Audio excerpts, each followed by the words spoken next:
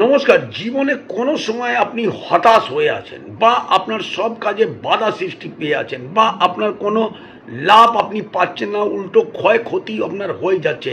আপনি জীবনে যখন সাকসেস পাচ্ছেন না তখন এই একটা উপায় করবেন।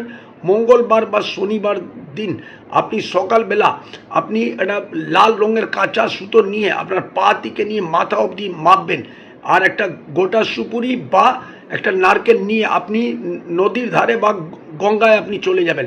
সেখানে গিয়ে একটা বা সুপুরি বা নারকেলের মধ্যে সেই মাপা লাল সুতোটাকে ভালো করে পেঁচিয়ে আপনি নদীতে ছেড়ে দেবেন। যতক্ষণ ওটা বয়ে যাচ্ছে ততক্ষণ আপনি ওটাকে দেখে দেখে আপনি আপনার ঠাকুরের কাছে নিজের মনস্কামনা জানান। দেখুন আপনার জীবন থেকে যত রকমই আপনি হতাশ হওয়ার যে কষ্ট দুঃখ পাচ্ছেন বা জীবনে সাকসেস পাচ্ছেন না বা আপনার লসের পর লস হয়ে যাচ্ছে, সেই সব জায়গা থেকে আপনি লাভবান হবেনই হবেন। এই একটা ছোট্ট উপায় করে দেখুন, নিশ্চয়ই লাভ পাবেন।